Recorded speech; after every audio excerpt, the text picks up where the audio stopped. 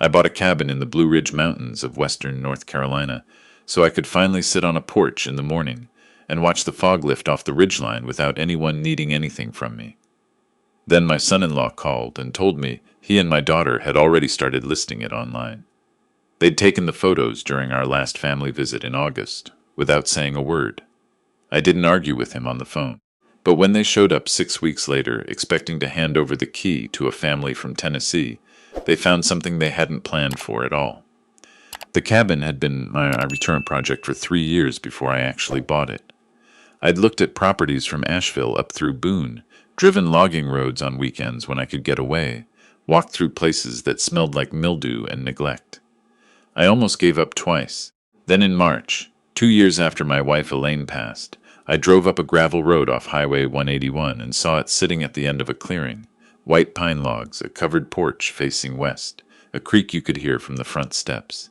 The asking price was $310,000. I offered $295,000 and they took it. I signed the papers on a Thursday morning in a real estate office in Morganton, and the agent, a woman named Sandra who had the patient energy of someone who'd seen too many buyers get cold feet, slid the deed across the table and said, "You know these properties don't come available often at this price, not with creek access." I told her I knew. I'd spent 3 years learning exactly that. I was 63 when I bought it. 38 years as a licensed structural engineer, most of them with a firm in Charlotte. I'd inspected bridges in ice storms and reviewed load calculations on weekends when other people were watching football. I'd postponed every trip Elaine and I ever planned because there was always a deadline, always a project in the critical path. We were going to rent a place in New Mexico for 2 weeks the September after she died. Pancreatic cancer doesn't negotiate timelines. The cabin was what I could give her memory, the quiet she'd always wanted, the mornings she'd described so many times. No traffic, no conference calls, just coffee and birds, and whatever the weather decided to do that day. I spent the first month fixing things myself, replaced the rotted boards on the east side of the porch, reseated the stone chimney cap, ran a new pressure line from the well pump because the original fitting had corroded through. Physical work suits me. My hands know what to do when my head doesn't. By early May, I had a routine. Up at 6, coffee on the porch, watch the fog move through the gap in the ridgeline to the north. The same pair of red-tailed hawks circled the clearing most mornings. A black bear and 2 cubs had walked through the yard twice in April, unhurried and unimpressed by my presence.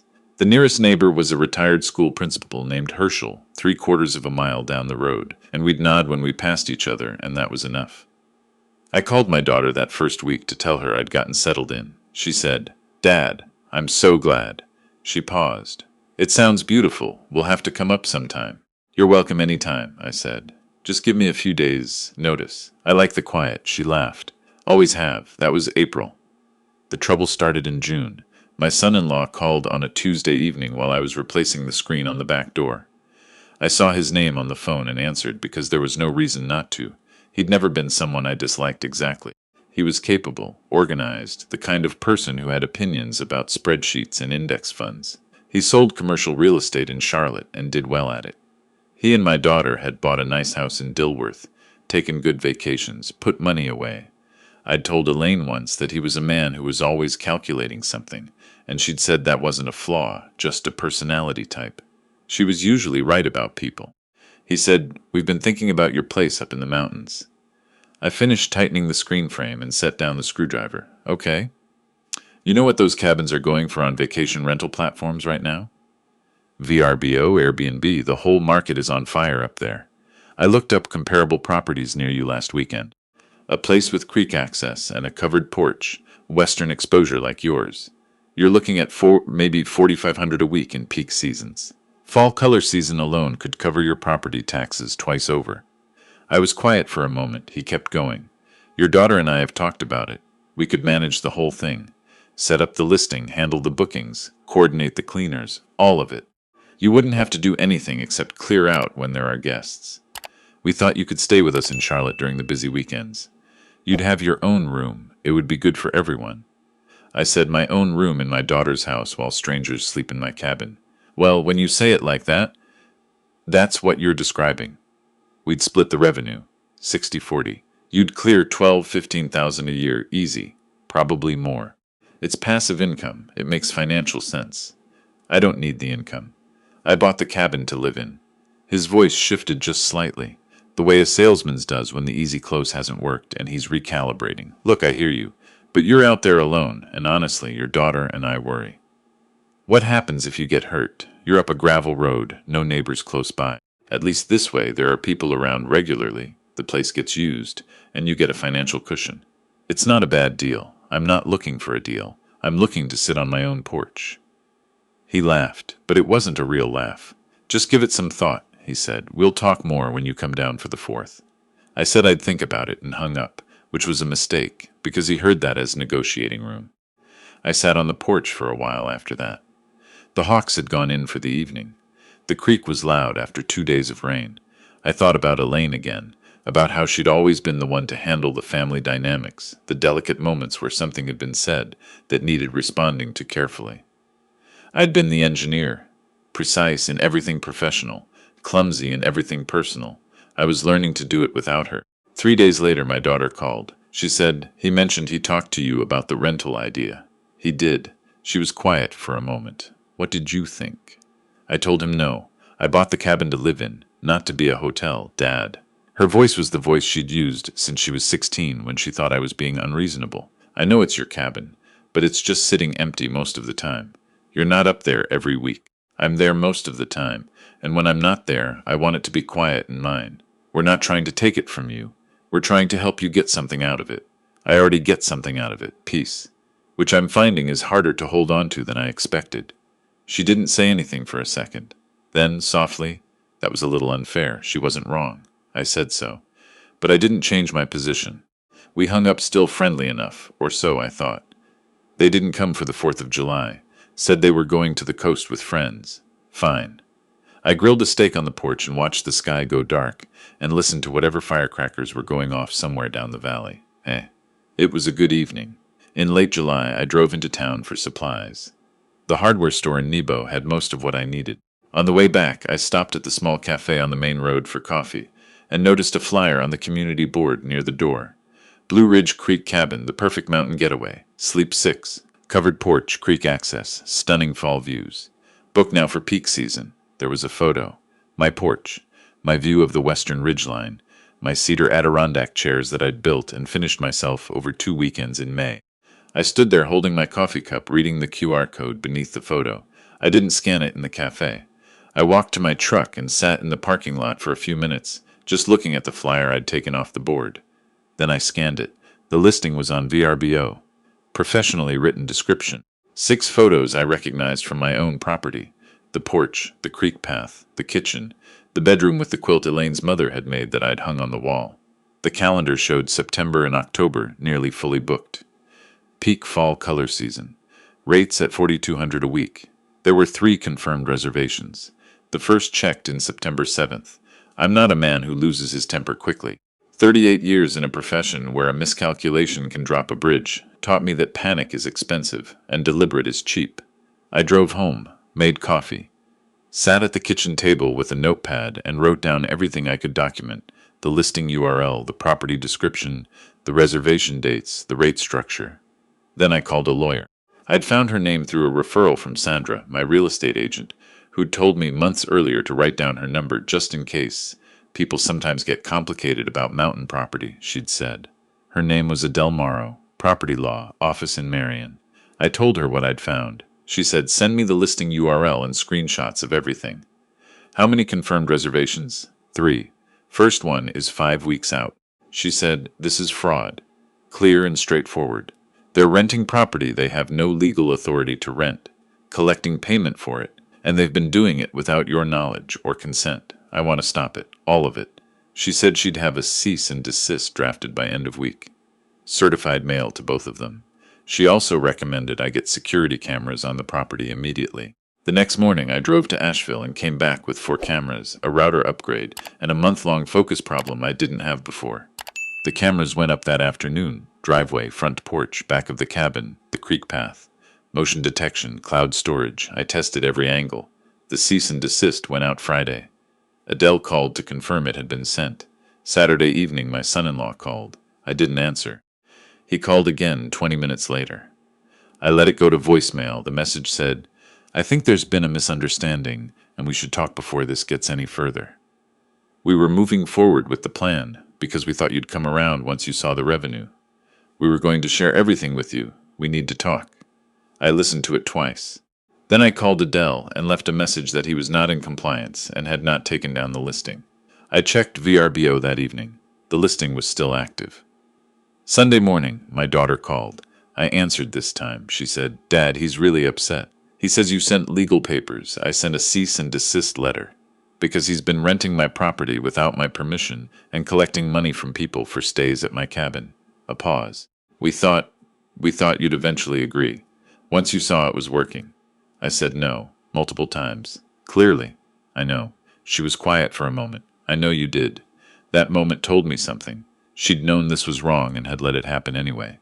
That was harder to sit with than anything he'd done, because I'd expected better from him, but I'd expected more from her. I said, "The listing needs to come down today. The reservations need to be refunded today. If that doesn't happen, my lawyer is filing for an injunction, and I'm calling the sheriff's department." She said she'd talk to him. The listing came down that afternoon. Gone. No explanation, no apology, just gone.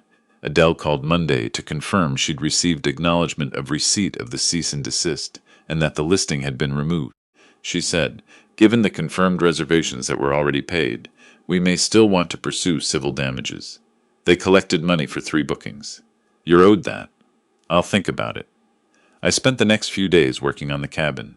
Stained the front porch boards, cleaned the gutters before the fall rains came, cut and stacked firewood on the side of the house. I don't process things quickly when they involve family. I turn them over slowly, the way I'd turn over a load calculation, checking every number twice. I hadn't been back in touch with my daughter since Sunday. Then in the second week of August, my security camera sent an alert at 9:43 in the evening. A car in the driveway. I pulled up the feed on my phone from the bedroom. My son-in-law's Audi. He got out alone, walked to the front door and knocked. Then knocked again. Tried the handle. Went around the side and checked the back door. Stood on the creek path for a few minutes with his hands in his pockets. Made a phone call. Stood there a while longer. Then got back in the car and left. I lay there in the dark watching the replay twice. I called Adele in the morning. She said his presence on the property after the cease and desist was, at minimum, documentation of continued unwanted contact and potentially trespass depending on the intent. She said, "If the situation escalates, you'll want this documented." The first of the booked families arrived September 7th on the VRBO calendar, even though the listing was down. They'd already paid. A couple from Knoxville. They drove up my road around 3 in the afternoon while I was on the porch reading.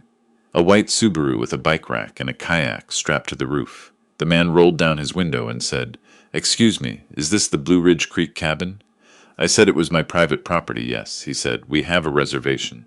He held up his phone, showing the VRBO booking confirmation. I got up from my chair and walked to the driveway. I said, "I'm the owner of this property. I have never rented it to anyone. The person who made that reservation had no legal authority to do so. I'm sorry you drove up here, and I'm sorry you paid for something you were not entitled to receive. But I cannot let you stay here. I'd recommend disputing the charge with your credit card company immediately."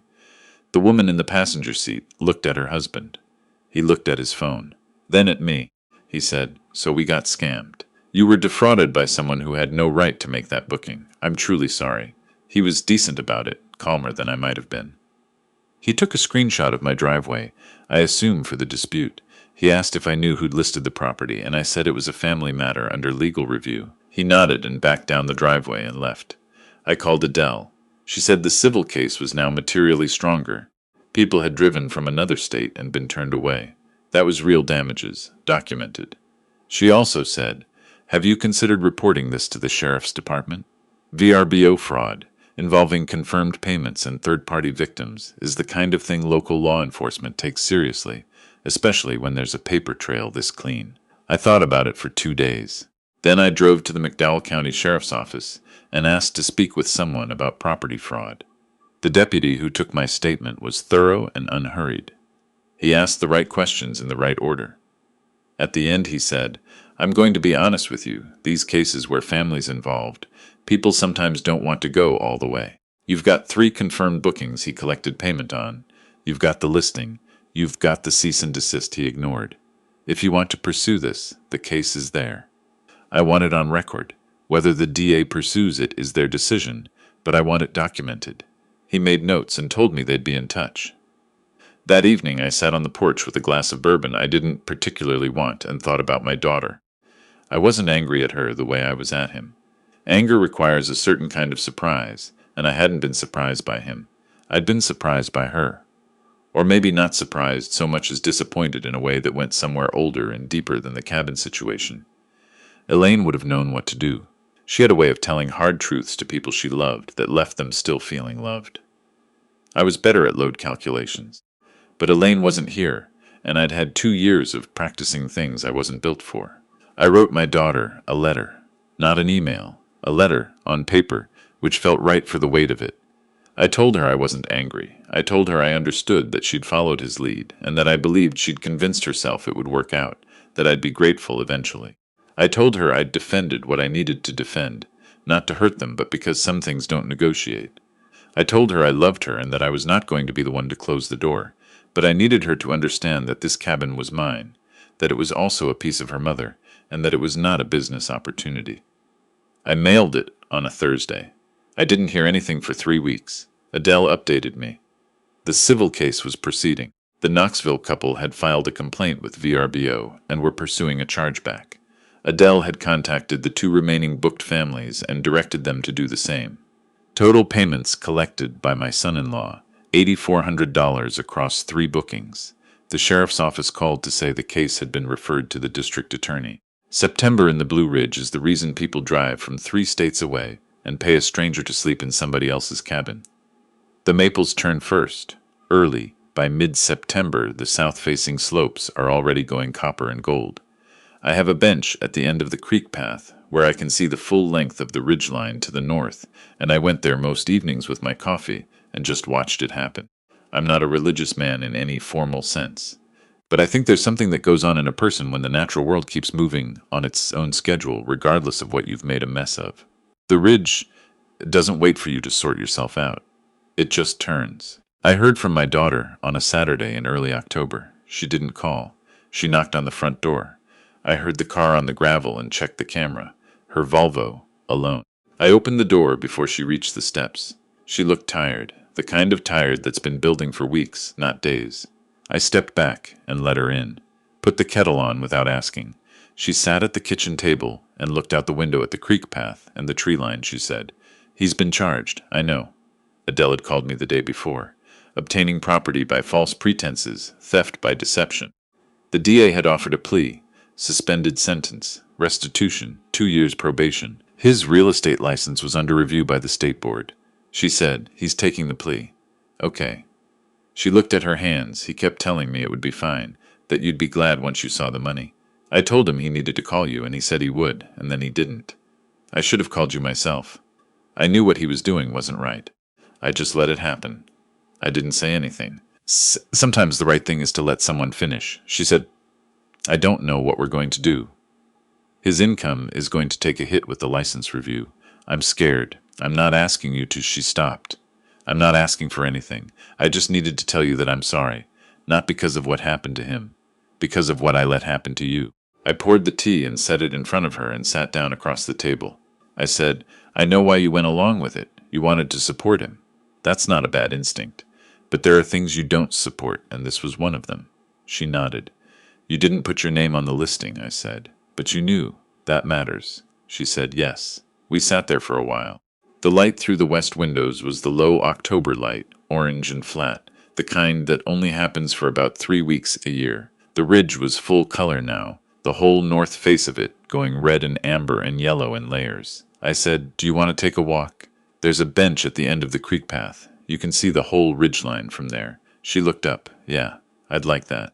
We walked down the path through the goldenrod and the volunteer blackberry canes and the last of the summer ferns going brown. The creek was low after a dry August, talking to itself over the stones.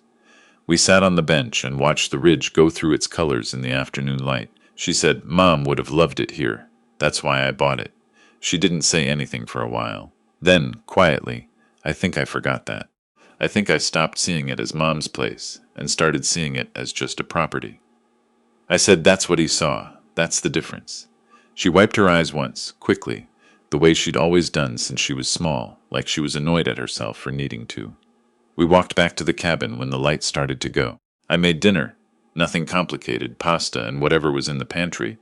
And we ate at the kitchen table and talked about other things, her job, her friends, the repairs I'd done on the cabin. She asked about Herschel down the road, and I said we'd waved at each other twice this week, which was practically a relationship by mountain standards. And she laughed. She stayed the night. In the morning I made coffee, and we sat on the porch and watched the fog move through the gap in the northern ridgeline the way it always does at dawn. The hawks were out. The creek was loud. She said, "How do you not get lonely out here?" I said I got lonely sometimes. But lonely and alone weren't the same thing, and I'd spent enough years in noise that alone felt like something I'd earned. She left after breakfast. At the car, she hugged me longer than she had in a while. She said, "Can I come back? Not for just a visit. Anytime. Call first." She smiled. "You always say that. I mean it every time." I watched her drive down the gravel road and listened until I couldn't hear the tires anymore. Then I went back to the porch. The restitution hearing was scheduled for November. Adele said the plea agreement required him to repay the full $8,400 to me and the 3 families, plus her legal fees under the civil filing. His real estate license review would take another few months. He would have a criminal record. Whatever came of their marriage was not something I was tracking. I had not spoken to him directly since the night he called asking to talk. I didn't plan to, not any time soon. There are relationships worth the repair, and there are ones that need to be put down in a very quiet, permanent way. I wasn't sure yet which one this was. I was in no hurry to decide. November came in cold. I split more firewood than I needed, which is what I do when I'm working something out. Herschel walked over one afternoon, and we stood in the yard and talked about the winter forecast, and whether the creek would ice at the bend the way it apparently had 2 winters ago, and then he went home, and I went inside and made soup. Adele called in late November to say the restitution payment had been received. All of it. I put most of it in an account I'd set up for repairs and maintenance on the cabin. Seemed like the right place for it. My daughter called on Thanksgiving morning. We talked for 40 minutes. She was at a friend's place in Charlotte. Said she was okay. Said she was figuring things out. I believed her. December arrived quiet. I'd sealed the porch boards against the freeze, replaced the weather stripping, cleaned the chimney flue, done all the things you do to a cabin before winter makes demands. There was a light snow the second week of December, 2 inches that sat on the roof and the railing and the wood pile and made the whole property look like something from a card that nobody sends anymore. I made coffee and sat by the window and watched it. 38 years of calculating what things could bear, loads and stresses and tolerances and failure points. I'd been good at it. I still was. What I was still learning was how to apply the same patience to things that didn't come with specifications. Relationships. Grief. The particular silence of a cabin in the mountains in December, when the snow is sitting on the woodpile and the hawks have gone to wherever hawks go, and all you can hear is the fire and the creek. Some things hold, some things don't. And sometimes the work of your life is learning which is which, before you run out of time to act on the difference. The snow melted by afternoon. The creek rose a little. The ridge went gray and quiet and perfectly itself. I put another log on the fire and picked up my book and didn't put it down until dark.